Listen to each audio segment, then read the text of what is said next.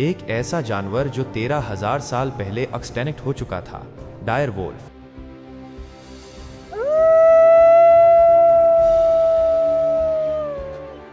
वो आज जमीन पर वापस आ गया है, जेनेटिक इंजीनियरिंग की मदद से। ये दावीज किया जा रहा है कोलोसल बायोसाइंसेस कंपनी के द्वारा, एक ऐसी कंपनी जो कहती है कि आने वाले ज़माने में ऐसी कई सारी पॉपुलर एक्सटिंक्ट एनिमल की स्पीशीज़ को डी एक्सटिंक्ट करेगी।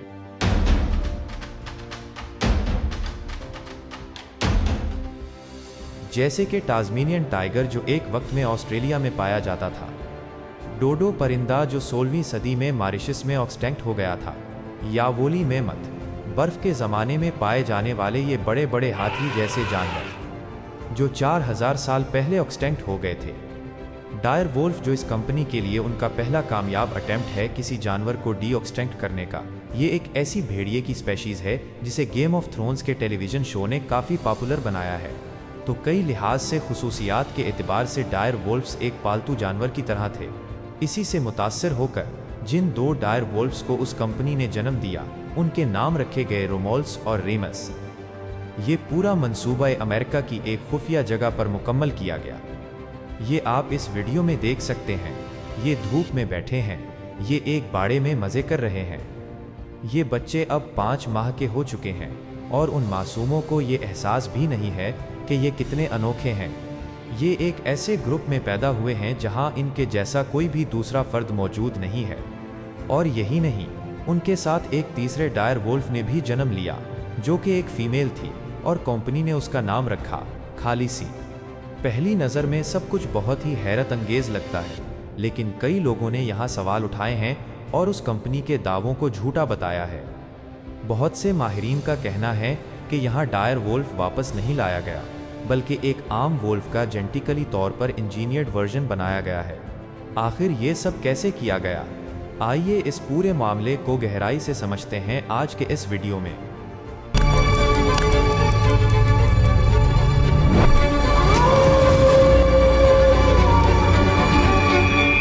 ये बात 1854 की है। अमेरिका में ओहाइव दरिया के करीब पहली बार इंसानों को डायर वुल्फ के फॉसिल्स मिले थे। 1858 में अमेरिकी साइंसदान जोसेफ लेडी ने कहा कि इस जानवर को कैनस नस्ल में शामिल किया जाना चाहिए। इसीलिए इसे साइंसी नाम दिया गया कैनस डायरस, जिसका मतलब होता है एक खौफनाक भेड़िया। कैनस जेंस में वो तमाम जानदार आते हैं जो कुत्तों जैसे होते हैं, जैसे कुत्ते, भेड़िए या सियार।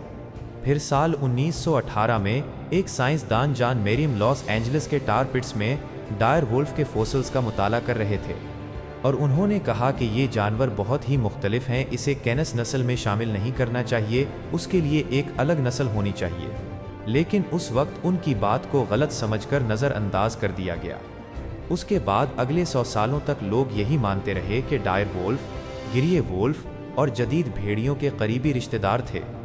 लेकिन 2021 में नेचर जर्नल में एक तहकीक शाया हुई जिसने डायर वुल्फ के बारे में इंसानों की समझ को मुकम्मल तौर पर बदल दिया।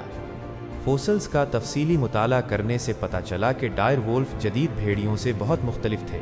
तकरीबन 57 लाख साल पहले ही ये बाकी वुल्फ की अक़साम से अलग हो गए थे।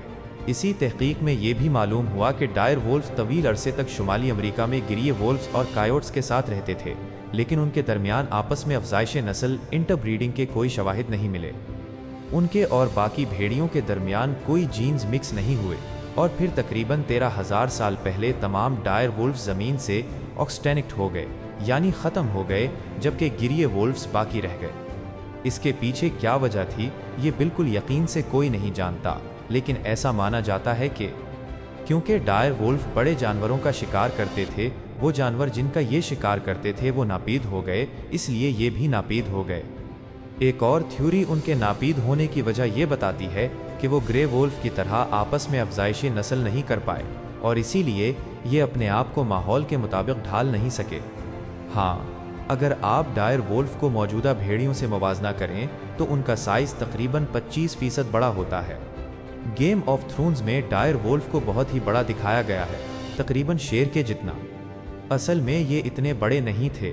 हाँ, ये ज़रूर है कि उनका जिस्म बाकी भेड़ियों से ज़्यादा लंबा और चौड़ा होता था और उनके जबड़े बेहद ताकतवर होते थे। उनके जिस्म पर हल्के हल्के तकरीबन सफ़ेद बाल होते थे और जदीद भेड़ियों की तरह ये भी झुंड में रहते थे, जिसकी वजह से दूसरे जानवरों का शिकार करना उनके लिए आसान होता था। अब सवाल ये पैदा होता है कि उनके नापीद होने एक्सटिंक्शन का सबब क्या था।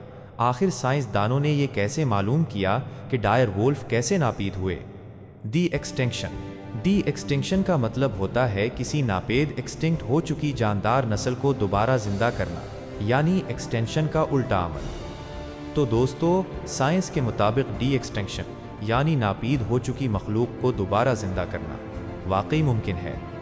और दिलचस्प बात यह है कि ये अमल 3 मुख्तलिफ तरीक़ों से किया जाता है, लेकिन वो 3 तरीक़े आखिर हैं कौन से, ये जानने के लिए आपको अगली वीडियो ज़रूर देखनी होगी, क्योंकि वहाँ मैं बताऊँगा कि साइंस आखिर कैसे मुर्दा नस्लों को फिर से ज़िंदगी देती है। मिलते हैं अगली वीडियो में।